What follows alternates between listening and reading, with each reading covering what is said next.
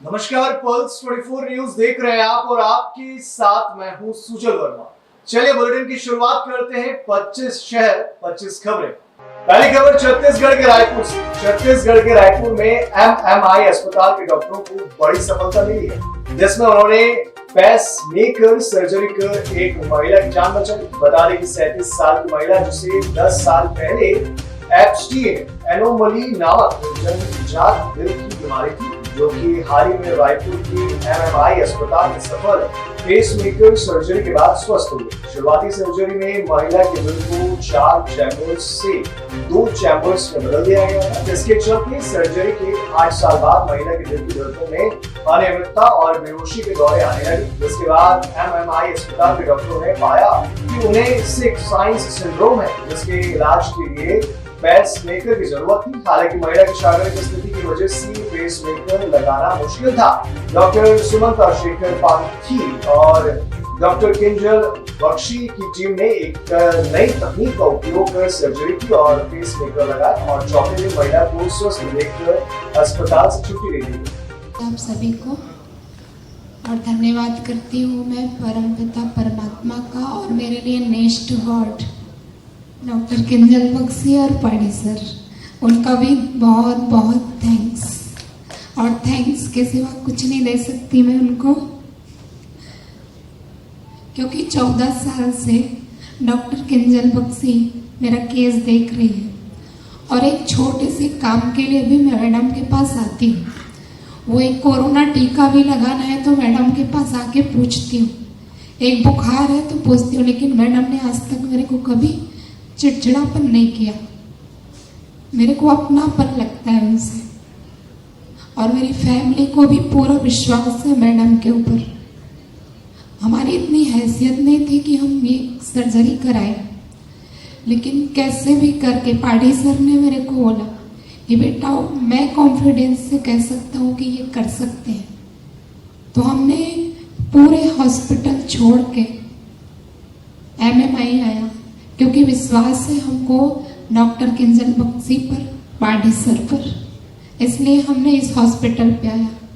और कोई भी हॉस्पिटल में आज तक मैं कभी गई नहीं हूँ। जब से हार्ट की प्रॉब्लम चालू हुई है मैं मैडम से ही चेकअप करा रही हूँ और सदा मेरे को उनके ऊपर विश्वास ही रहेगा। Thank you.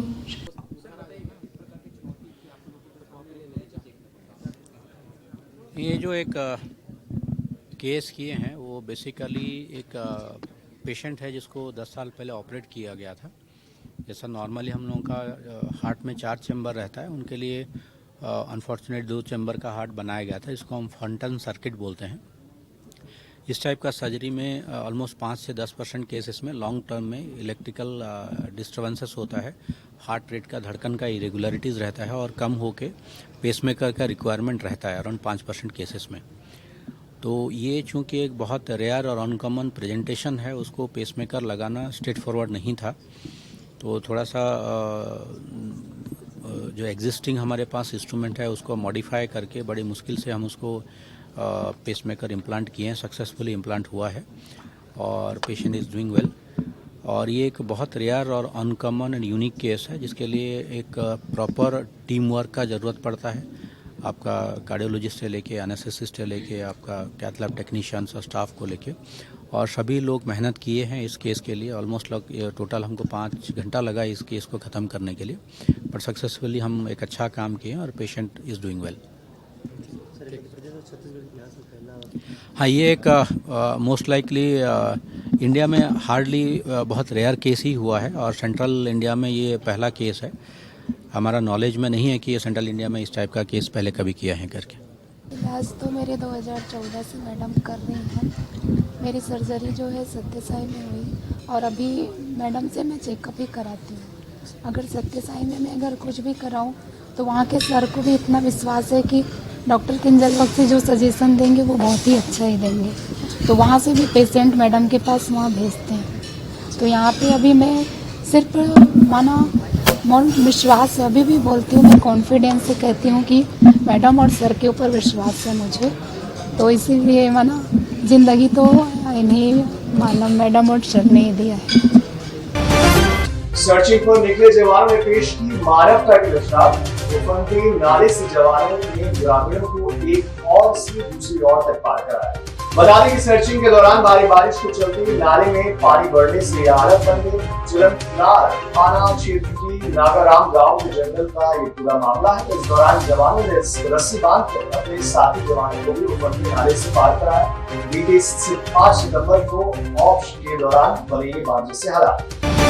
खबरों में बढ़ते हैं आगे। उत्तराखंड के जिला चंपावत की बनबसा भारत नेपाल सीमा सुरक्षा में तैनात सीमा सुरक्षा बल के जवानों को बड़ी सफलता हाथ लगी। रक्षा बलों ने रूटीन चेकिंग के दौरान 14 जिंदा 7.65 mm के कारतूसों के साथ 2 भारतीय मूल के अभियुक्तों को गिरफ्तार किया है। दरअसल शुक्रवार देर शाम भारत नेपाल बॉर्डर पर सीमा सुरक्षा बल यात्रियों की चेकिंग कर रहे थे। इस दौरान सुरक्षा बल के जवानों ने 2 व्यक्तियों को चेकिंग के लिए रोका तो जवानों को उनके सामान से 7.65 mm की 40 जिंदा कारतूस बरामद की। इस संबंध में पुलिस अधीक्षक अजय गणपति ने जानकारी देते हुए बताया कि अपराधी इतनी बड़ी मात्रा में कारतूस कहां से लाए और किस मकसद से ले जाए रहे थे, इस बारे में अभियुक्तों से पुलिस की पूछताछ अभी जारी है। इसमें कल रात सूचना मिली थी कि एसएसबी चेक पोस्ट में एक्सरे मशीन में कुछ जिंदा कारतूस पकड़े गए। उसके बाद एसएसबी ने इसमें फर्क बना के हमारे पास सुपुर्दगी की थी जिंदा कारतूस मैं अभियुक्त। उसमें पुलिस ने मुकदमा पंजीकृत किया हुआ है और आगे की वैधानिक कार्रवाई जारी है। काशीपुर के रामनगर रोड स्थित अरण्य होटल में कांग्रेस नेता प्रतिपक्ष विधायक यशपाल आर्य ने समस्त पार्टी कार्यकर्ताओं की बैठक के दौरान पत्रकारों के साथ प्रेस वार्ता की, जिस दौरान नेता प्रतिपक्ष यशपाल आर्य ने कई मुद्दों को लेकर आगामी 9 सितंबर को रुद्रपुर में जिलाधिकारी कार्यालय के समक्ष प्रदर्शन और घेराव करने की बात कही। साथ ही बैठक में नेता प्रतिपक्ष यशपाल आर्य ने प्रदेश में महिलाओं के साथ बढ़ रहे अपराधों, भ्रष्टाचार और भाजपा की नीतियों के खिलाफ प्रदर्शन की रणनीति पर भी चर्चा की। उन्होंने कहा कांग्रेस ने उधम सिंह नगर के डीएम कार्यालय को का घेराव करने का निर्णय लिया है, जिसे सफल बनाने के लिए ज्यादा से ज्यादा कार्यकर्ताओं को रुद्रपुर आने को कहा गया है। कहा कि भाजपा सरकार की जन विरोधी नीतियों से जनता त्रस्त हो चुकी है। भ्रष्टाचार चरम सीमा पर, महिलाओं के साथ अपराध लगातार बढ़ रहे हैं और खनन माफियों के हौसले इतने बुलंद होते जा रहे हैं और भाजपा सरकार में व्यापारी, महिलाएं और किसान पूरी तरह से परेशान हैं। कार्रवाई करने से बच रही है, उनको संरक्षण दे रही है। भ्रष्टाचार की सारी वजह पाल कर रही है, कानून व्यवस्था पूरी तरह ध्वस्त हो चुकी है और एक सरकारी मसीदे का, अफसरशाहों का और अपराधियों का एक तालमेल बन चुका है और जिसकी वजह से आज एक पूरे प्रदेश में डर और भय का माहौल है। आपदा से पूरा प्रदेश प्रभावित है।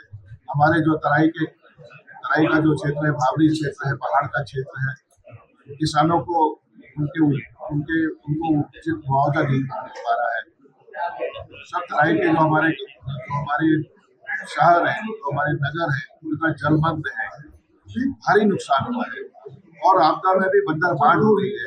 अपने जो जिनका नुकसान नहीं हुआ है, जो प्रभावित नहीं है, उनको मुआवजा दिया जा रहा है, लेकिन जो वास्तव में जो हकदार है उनकी अनदेखी की जा रही है।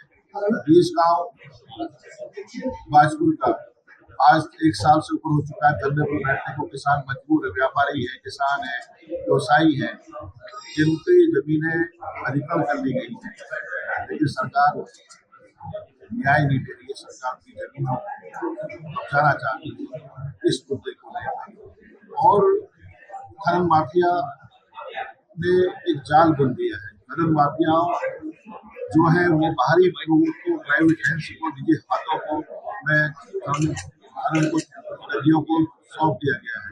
जंगल जमीन को बेचने का ये सरकार काम कर रही है, जमीनों को खुर्द-बुर्द कर रही है। कितने मामले हैं, अनगिनत मामले हैं। मैंने कहा ना, भ्रष्टाचार की सारी हदें पार कर दी है। तो इन मुद्दों को लेकर कांग्रेस, हमारे विधानमंडल दल, हमारे सभी हमारे माननीय विधायक और हमारे हल्द्वानी के विधायक, हमारे क्षेत्र के प्रमुख लोग मिलकर एकजुट होकर पूरी शक्ति के साथ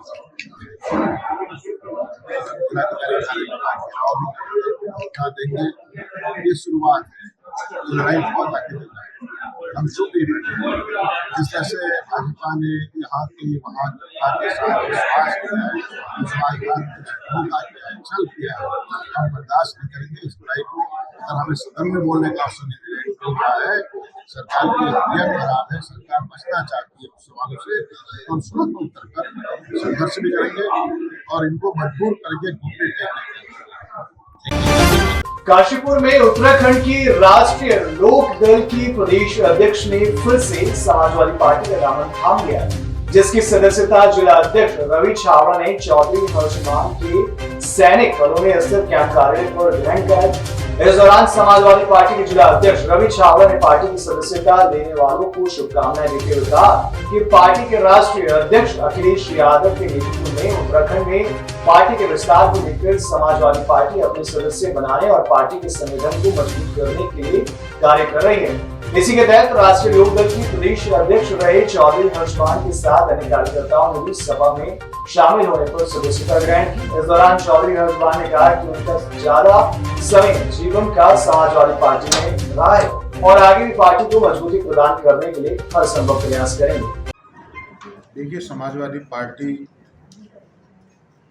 के माननीय राष्ट्रीय अध्यक्ष अखिलेश यादव जी लगातार सभी प्रदेशों में समाजवादी पार्टी को मजबूती के साथ आगे बढ़ाने का कार्य कर रहे हैं।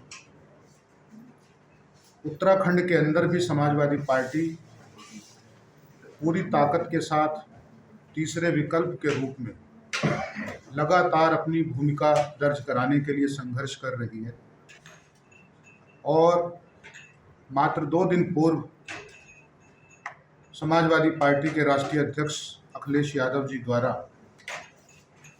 हमारे परम सम्मानित चौधरी हर्षभान सिंह जी को उत्तराखंड में एक मजबूती के साथ समाजवादी पार्टी की विचारधारा को आगे बढ़ाने के लिए समाजवादी पार्टी की सदस्यता ग्रहण कराई गई है। उनके सदस्यता ग्रहण करने पर आज यहाँ काशीपुर में उनके आगमन पर समाजवादी पार्टी के कार्यकर्ताओं ने उनका स्वागत किया, अभिनंदन किया है और हमें पूरी आशा है कि उनके आने से समाजवादी पार्टी की विचारधारा को एक नई तीव्र गति मिलेगी और समाजवादी पार्टी का संगठन और मजबूती के साथ आगे बढ़ेगा। जी शुक्रिया, बड़ा अच्छा सवाल किया आपने। देखिए, मैं काफ़ी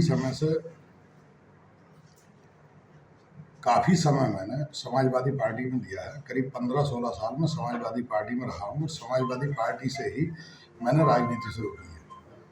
जब नेताजी थे चीफ मिनिस्टर थे उत्तर प्रदेश के, तब उनके साथ काफ़ी रहा हूँ और अब माननीय अखिलेश यादव जी के हाथ में कमान है समाजवादी पार्टी की, तो अब मैं उनसे खुश होकर उनके साथ गया हूँ और उन्होंने मुझे सदस्यता दिलाई है और मुझसे कहा भी था कि आप मेरी उम्मीदों पर खरा उतरेंगे।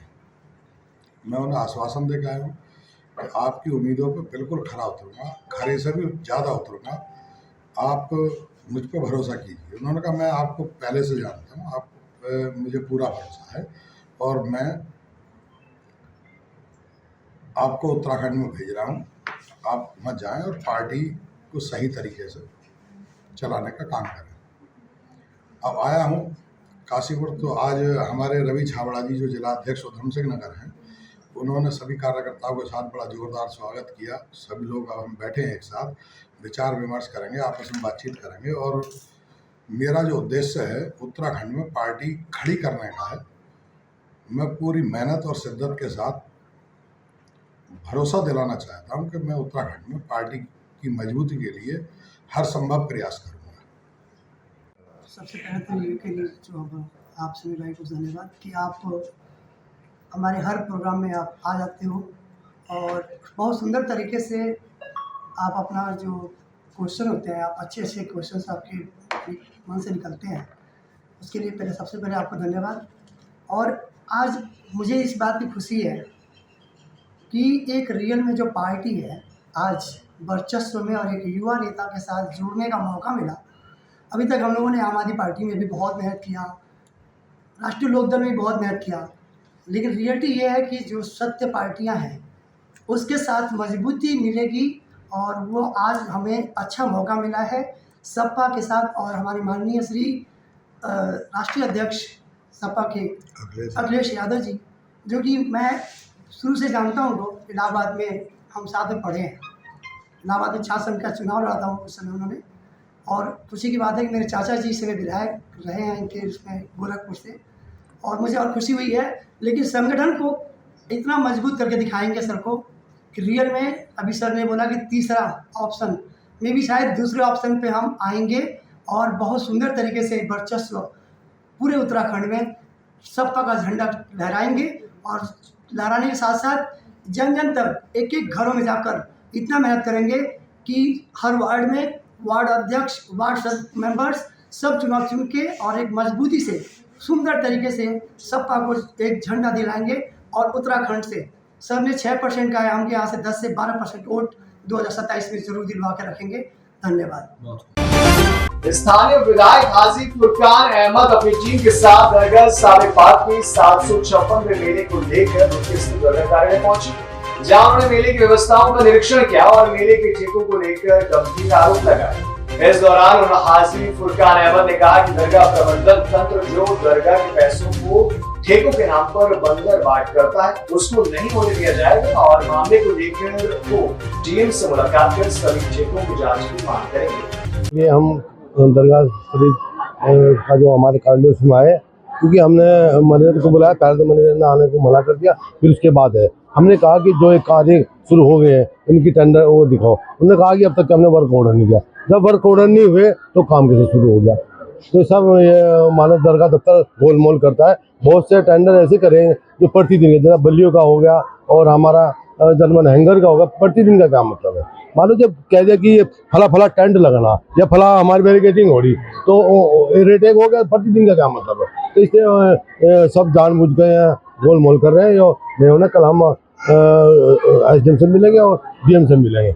और एक जो हमारा जर्मन हैंगर बनता है, वो हमारी जो जारीन आते हैं, बारिश बूंद का मौसम होता है, वो उनके लिए होता है। और उसमें पिछली बार भी इन्होंने जो चेयरमैन है वक्फ बोर्ड, उसने वहाँ पर प्रोग्राम कराया। अगर उसे अपना प्रोग्राम करना है, पार्टी का प्रोग्राम करना है, तो अपना अलग टेंट लगाओ, अपना खर्चा करो। दरगाह के पैसे क्या मतलब? एक तो कहता कि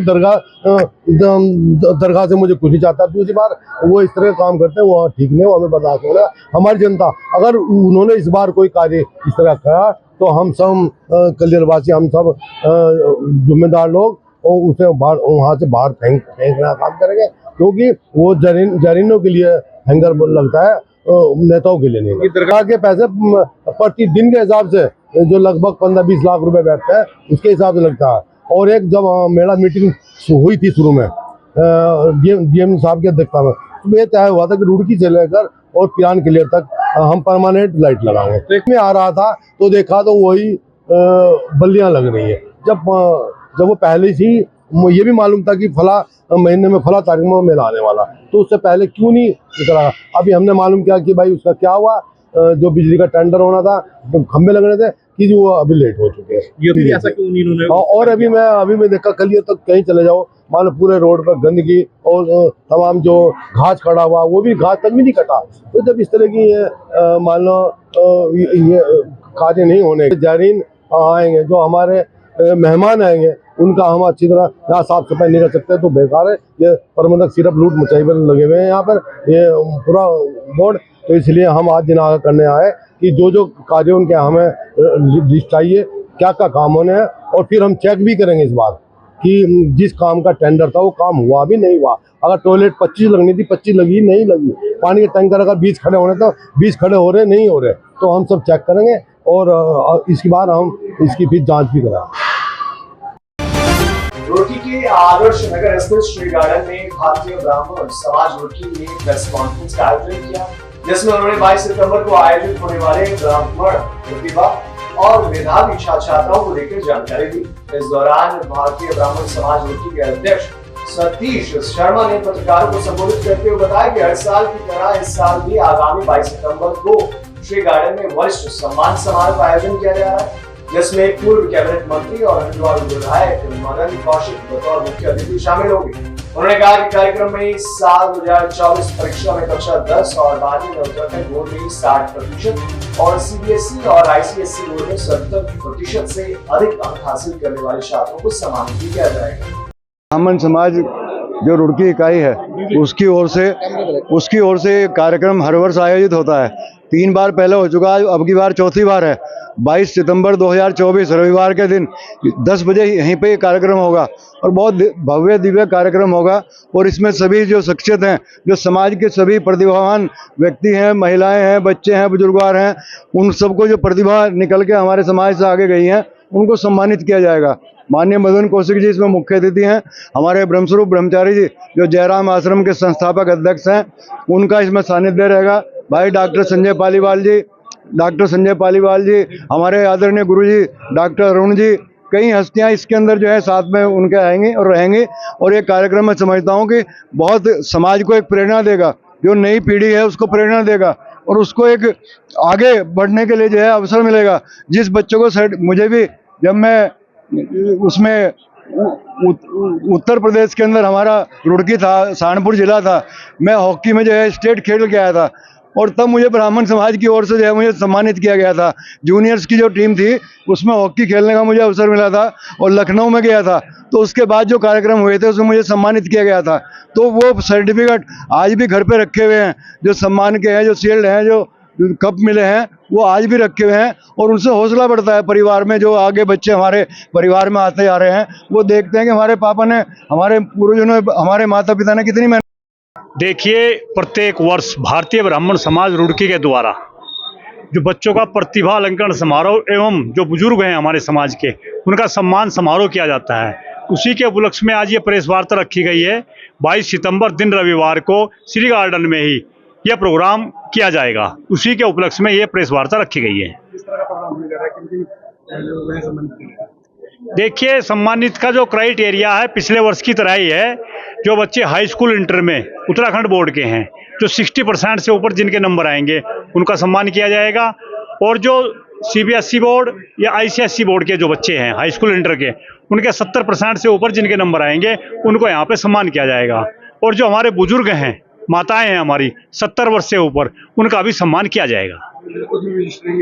खेलकूद जो अलग से जो डिग्रियां हैं, जो विशेष उपलब्धियां हैं, चाहे वो आईएएस में हो या पीसीएस का, पीएचडी, एमबीबीएस, जितनी भी ऊपरली जो विशेष उपलब्धि हैं, जिन लोगों का इस वर्ष सिलेक्शन हुआ है उनको भी यहाँ सम्मान किया जाएगा।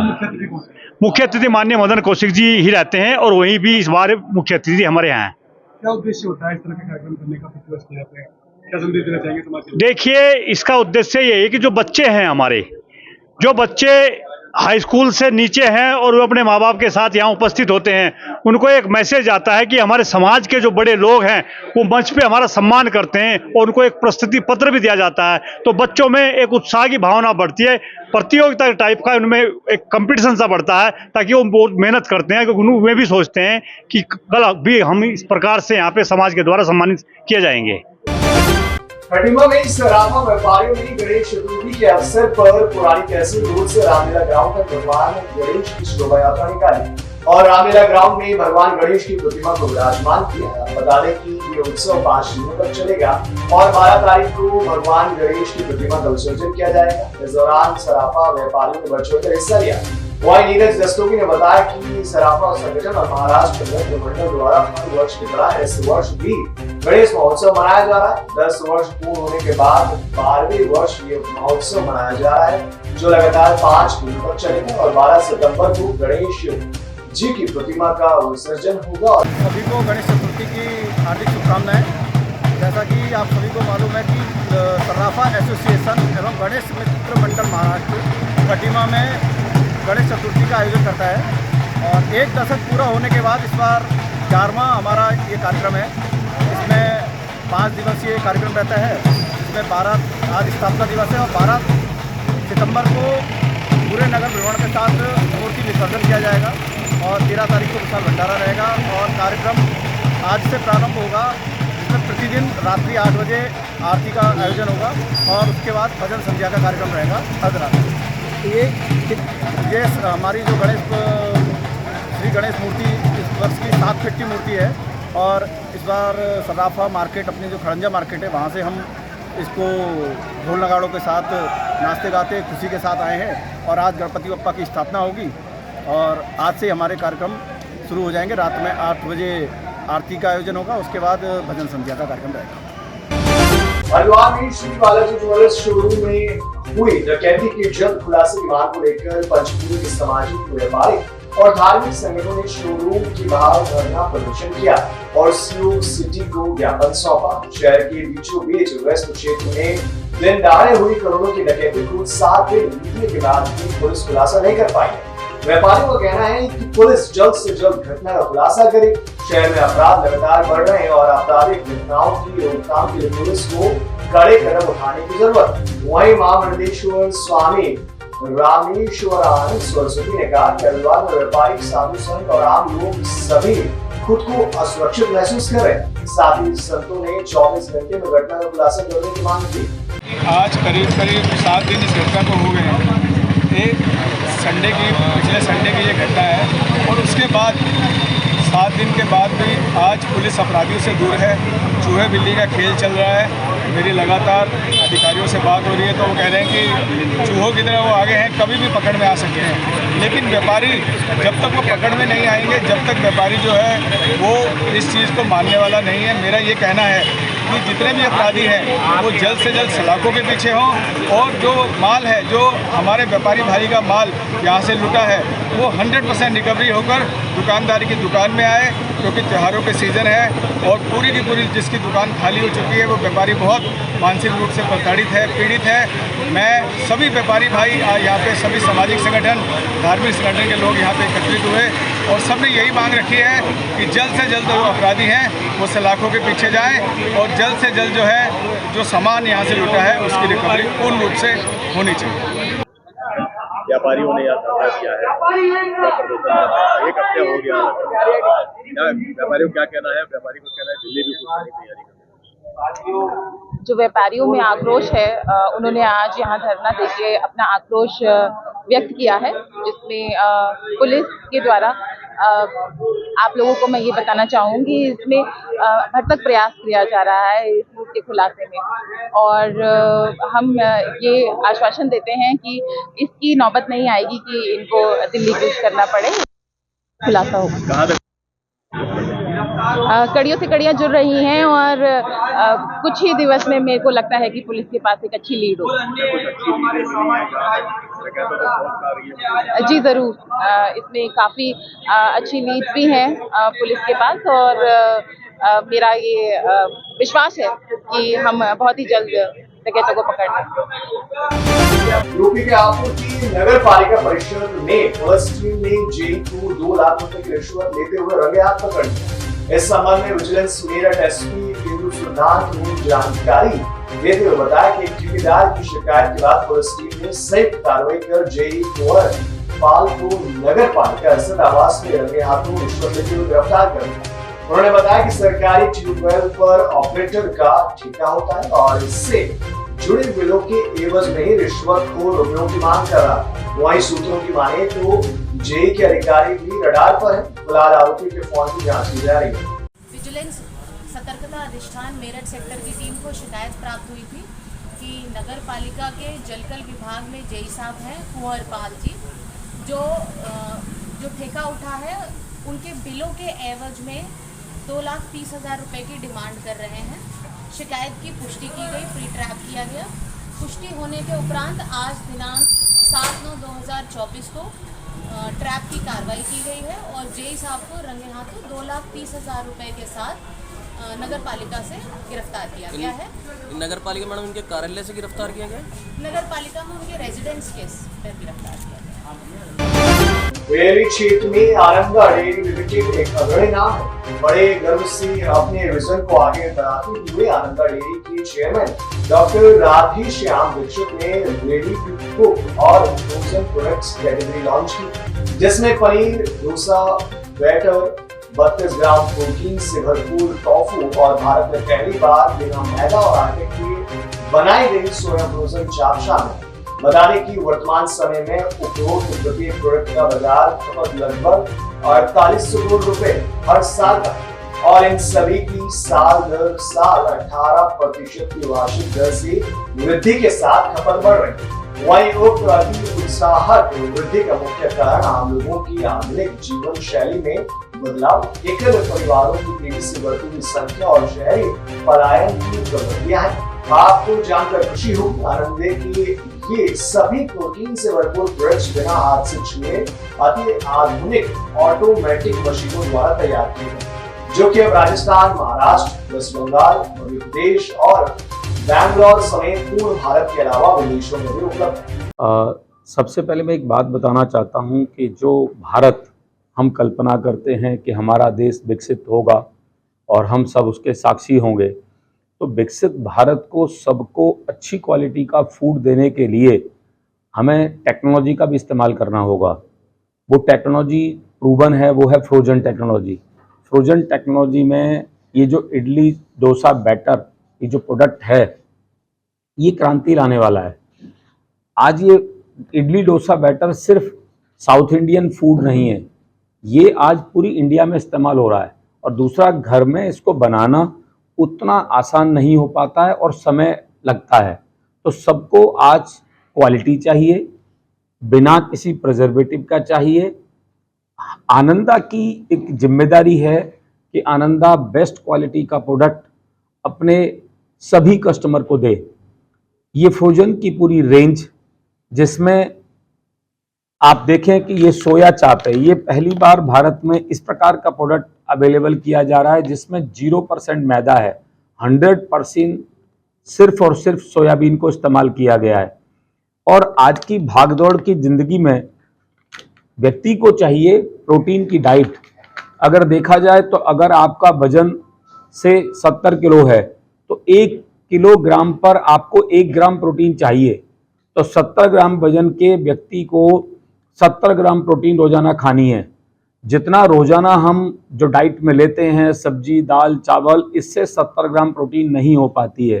तो व्यक्ति को जितना अच्छा प्रोटीन की डाइट लेगा, जितना अच्छा फाइबर लेगा, उसका हेल्थ उतना अच्छा रहेगा। तो इसके लिए आनंदा एक आप और प्रोडक्ट की जो रेंज आप देखते हैं कि ये टोफू भी लॉन्च किया है। ये भी, इसमें 32 ग्राम प्रोटीन है और ये प्योर सोयाबीन से बना है और इसका ब्रांड भी सेपरेट रखा है जिससे कि किसी कस्टमर को कोई कंफ्यूजन ना हो। और हम लोगों ने इस बात को निश्चित किया है कि हम एक भी प्रोडक्ट ऐसा नहीं लेके आएंगे अपने कंज्यूमर के लिए जिसमें हमारे किसानों का लिंक ना हो। किसानों से सीधे हम सोयाबीन प्रोक्योर करें और फिर उससे प्रोडक्ट बनाएं, फिर अपने वैल्यूएबल कंज्यूमर को दिलवाएं। वही पूरी वैल्यू चेन में हम काम करते हैं। और दूसरा हमारा एक संकल्प रहता है कि हम ज़्यादा से ज़्यादा अपने देश में रोजगार कैसे क्रिएट कर सकें। ये हमेशा आनंदा का संकल्प रहता है, क्योंकि हमको पता है कि पूरे हमारे भारत देश में 65% युवा हैं जिनको अच्छी डायरेक्शन चाहिए और अच्छा रोजगार चाहिए। तो उसके लिए हम वचनबद्ध हैं, उसके लिए हम काम कर रहे हैं। बहुत बहुत धन्यवाद। आनंदा, आनंद करो। प्रदेश में गणेश चतुर्थी की धूमधाम। इसी क्रम में यूपी के अलीगढ़ जिले में हर साल की तरह इस साल भी मंदिरों से लेकर गणेश पंडालों को काफी सुंदर तरीके से सजाया गया। साथ ही जिले में भगवान गणेश की शोभा यात्रा निकाली जा रही है, जिसमें भक्तजन काफी उत्साह के साथ पुल पर फुदकते हुए नजर आ रहे हैं। यूपी के जिला हापुड़ में एक बड़ा सड़क हादसा होते हुए बच गया। दरअसल थाना बाबूगढ़ क्षेत्र में नए बाईपास की कुचेसर चौपाला फ्लाईओवर पर दिल्ली से हल्द्वानी जा रही रोडवेज बस चालक ने आगे चल रही ट्रैक्टर ट्रॉली में पीछे से जोरदार टक्कर मारी, जिससे बस में आग लग गई और बस में सवार सभी यात्री तुरंत बाहर आ गए। सूचना के मिलते ही फायर ब्रिगेड की टीम ने मौके पर पहुंचकर आग पर काबू पाया। सूचना के अनुसार सभी यात्रियों को दूसरी बस में रवाना कर दिया गया है और हादसे में किसी के हताहत होने की खबर नहीं। खबर यूपी के कानपुर से है, जहां पहली बार भी मालखाना बनाया गया है। मील खाने का उद्घाटन कैंट थाने के पुलिस कमिश्नर ने किया। मालखाना बनाने का मुख्य उद्देश्य साबुतों को सुरक्षित रखना है और साथ ही मालखानों का रिकॉर्ड निकालने में कोई दिक्कत नहीं होगी। ये मालखाना मैनेजमेंट सिस्टम की मदद से हर जानकारी डाटा के माध्यम से मिलेगी। देखिए, बेसिकली आप जानते होंगे कि मालखाना एक इम्पॉर्टेंट कंपोनेंट होता है किसी भी पुलिस स्टेशन का। जो ट्रेडिशनल तरीके होते थे उसमें हमारे जो मालखाना रखे रहते थे उसको एक रजिस्टर में उसके प्रविष्टियाँ की जाती थी और उसको एक लिखकर उस पर फिजिकली लिखा जाता था कि वो मालखाना किस प्रॉपर्टी से रिलेटेड। ई मालखाना में जो मेन चीज़ है कि जो इंटायर डॉक्यूमेंटेशन है वो डिजिटाइज हो गया है और उसमें कोई भी ऑफिसर कहीं भी बैठे जो उसका सुपरवाइजरी ऑफिसर है वो देख सकता है कि वो मालखाना कहाँ है और उसकी पूरी चेन ऑफ कस्टडी पता लग जाती है कि अगर वो मालखाना में है या कोर्ट में प्रोड्यूस है उसकी लोकेशन, फिजिकल लोकेशन क्या है। तो इससे पहली चीज़ हो गई कि जो पूरा प्रोसेस है वो डॉक्यूमेंटेशन जो है अब रजिस्टर में फिजिकली ना इंटर करके उसको बार कोड के थ्रू एक्सेस कर रहे हैं हम लोग। बार कोड लगाया गया है और बार कोड लग जाने से वो उसका ना केवल डिजिटाइजेशन होता है, वो चेन ऑफ कस्टडी इसमें हमें आइडिया लग जाते हैं। तो इस पूरे मालखाना को एक व्यवस्थित ढंग से भी रखने में सुविधा होती है। इन मालखाने में आपने देखा होगा कि एक क्लीन ढंग से मालखाना, आप एक रेगुलर मालखाना में मैं एनकरेज करूंगा कि आप जाएं और देखें कि वहाँ कैसे रहते हैं। तो एक सिस्टमैटिक ढंग से मालों का रखना, उसका डिजिटाइजेशन करना और उसके चेन ऑफ कस्टडी को इस्टेब्लिश करना, ये एक प्रमुख चेंज है पहले से जो अभी हमारा है। इससे हमारे कोर्ट में हमारे मालों को समय से प्रोड्यूस करना, उसके माध्यम से हम पैरवी करना और केसों का त्वरित निर्णय कराने में भी मदद मिलेगी। क्योंकि कई बार ऐसे होते थे कि माल है कहाँ, इसी को ढूंढने में बहुत टाइम लग जाता था। तो इसमें ये सब चीज़ों में सुविधा मिलेगी। मालखाना क्लीन भी हो गया है। बहुत सारे इस पूरे प्रोसेस से ये भी पता चला कि बहुत माल निस्तारित थे और वो पड़े हुए थे, उनको भी हम लोग डिस्पोजल कर पाए। सर, एक बहुत बड़ी दिक्कत आती थी कि जब केस बहुत लंबा चलता था तो कई बार माल रखे रखे जो भी सबूत है वो नष्ट हो जाया करते थे, सालों केस चला करता था। तो क्या सर इसके लिए भी कोई व्यवस्था की गई? देखिए, जब इस पूरे प्रोसेस को किया गया है तो जैसा आपने कहा कि सभी माल को सिस्टमैटिकली प्लास्टिक बॉक्सेस में रखे गए हैं और उसको बार कोडिंग की गई है। तो लंबे समय तक मालों को हम प्रिजर्व करके रख पाएंगे और लंबे समय से एक प्रॉपर कस्टडी में रहेगा। ये भी इससे एक उद्देश्य सफल होता है। तो ये पूरा प्रोसेस हमारे जो एसीपी है अंजलि ने, उसने इनिशिएटिव लिया था और उसका कुछ एक्सपीरियंस है। स्टेट में कुछ अन्य जनपदों में ये सक्सेसफुली एक्सपेरिमेंट को किया गया। तो उसको पहली बार कैंट थाने में इसको किया है। जो बधाई की पात्र है पूरी टीम उनकी, और जो हमारे ग्राउंड स्टाफ लोग हैं, जो थाने के एसएचओ हैं, उनकी टीम, उन्होंने रुचि ली है। मुझे उम्मीद है कि इस एक्सपेरिमेंट को हम जनपद के अन्य थानों में भी शीघ्र लागू कर पाएंगे। Thank you sir. हरियाणा में विधानसभा चुनाव नजदीक आते ही अब नामांकन का सिलसिला शुरू हो गया है। ऐसे में यमुनानगर की जगाधरी विधानसभा पर बसपा ने सबसे पहले अपने उम्मीदवार को मैदान में उतारा और आज इस बसपा के उम्मीदवार ने सबसे पहले गणेश चतुर्थी के दिन अपना नामांकन फाइल किया।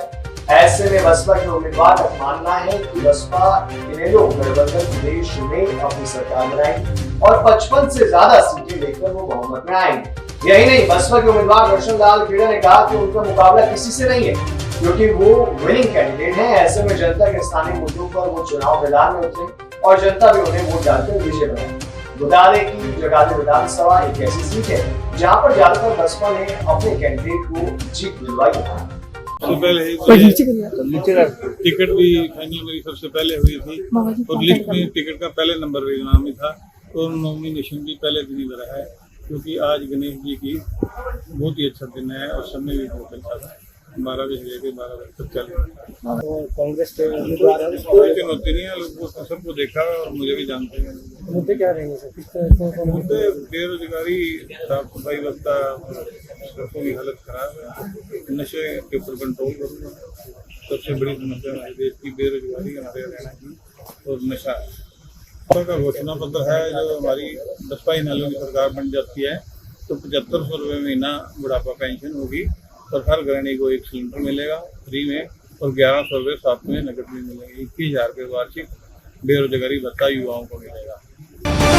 यमुनानगर विधानसभा में बीजेपी को एक बड़ा झटका लगा है। करीब 3 साल पहले कांग्रेस छोड़कर बीजेपी में आए देवेंद्र चावल ने बीजेपी को अलविदा कह दिया है। पार्टी छोड़ने से पहले देवेंद्र चावल ने बीजेपी संगठन पर गंभीर आरोप लगाए। बता दें कि हरियाणा बीजेपी में 67 उम्मीदवारों की लिस्ट के बाद अदालती सुर कम नहीं हो रहे। कोई खुलकर पार्टी पर बोल रहा है। तो कोई अपने पदों से इस्तीफा दे रहा है। वहीं अब प्रदेश कार्यकारिणी सदस्य देवेंद्र चावला ने पार्टी के सभी पदों से इस्तीफा दे दिया। इस दौरान देवेंद्र चावला ने कहा कि बीजेपी संगठन ने मुझे जो जिम्मेदारी दी थी उसे मैंने बखूबी निभाया। लोकसभा चुनाव में मुझे रादौर में एक बड़ी जिम्मेदारी दी गई थी, जहां मैंने बीजेपी सांसद को लीड दिलवाई। उन्होंने कहा कि पिछले 30 साल से घनश्याम अरोड़ा को पार्टी टिकट दे रही है। इस बार पार्टी ने उन्हें टिकट दिया है, जिससे वर्करों में काफी मायूसी है। घनश्याम अरोड़ा का अब खुलकर बीजेपी के वर्कर ही विरोध करने लगे। उन्होंने आगे कहा कि फिलहाल मैं कांग्रेस में नहीं जा रहा।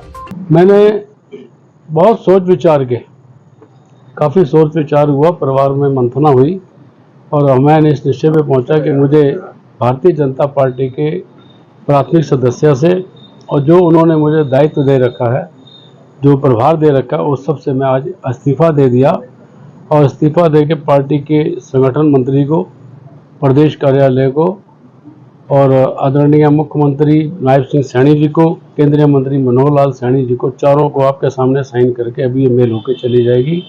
आज के बाद मैं भारतीय जनता पार्टी के किसी भी पद पर नहीं हूँ। भारतीय जनता पार्टी का कोई कार्यकर्ता या उसका प्राथमिक सदस्य नहीं हूँ। कारण क्या है? देखिए, कारण आम अभी मैं देख रहा था कल से परसों से एक ही रोष है कि जो उन्होंने टिकट का वितरण किया है उसमें भारतीय जनता पार्टी के संगठन के अंदर भी मैंने देखा कोई 51 मेंबरी कमेटी बनी है, कुछ ऐसा विरोध भी मैंने सुना शहरों में। तो मुझे लगा जो वितरण हुआ है वो जनता की आवाज़ के मुताबिक नहीं हुआ, किसी इनके सर्वे के मुताबिक नहीं हुआ और उन्होंने जो टिकट वितरण किया वो लोगों की इच्छा अनुसार नहीं हुआ। आपका रिजाइन था, उधर 51 मेंबरी कमेटी थी, किस बात को लेकर मंथन हो रहा था उनका भी? किसका? मुझे उनकी जानकारी नहीं। मैंने तो टीवी में देखा, चाहे आपके चैनल में देखा कि कोई 51 मेंबरी कमेटी बनी है, काफ़ी सारे बड़े बड़े पदाधिकारी जो है वो ऐसा करके पार्टी के मंथन सा कर रहे हैं और उन्होंने अपना विरोध प्रकट किया है कि उन्हें भी लगता था कि कोई चुनाव इस बार चेंज आएगी 30 साल से। आगे कोई पार्टी ज्वाइन करेंगे? नहीं, अभी मेरा कोई किसी तरह की कोई पार्टी ज्वाइन का, मैं अभी सिर्फ इस भार मुक्त से मैंने जो मंथन अपने परिवार में किया उनका यही था कि आप इस पदभार से मुक्त हो जाएं और भैया बिना पदभार के भी तो आपका मित्र रहूंगा। नहीं सर, टिकट को लेकर सवाल उठा है या पार्टी छोड़ रहे हैं सर आप? मैं पार्टी भी छोड़ दी, पद भी छोड़ दिया, भारतीय जनता पार्टी से बाहर हो गया। सर आपने टिकट को लेकर सवाल उठाया कि टिकट मैंने नहीं उठाया, शहर की आवाज़ ने उठाया। शहर के मेरे पास 2-3 दिन हो गए, आज 3 दिन के अंदर जितने भी लोग मेरे पास, लगातार मेरा फ़ोन 24 घंटे में 12-15 घंटे बंद नहीं होता। बहुत सारे हज़ारों साथी, हज़ारों लोगों की आवाज़ें आई चावला जी कि जो शहर को ये लगता था कि इस बार चुनाव में नया चेहरा आएगा और लोग चाहते थे किसी को भी मिलता।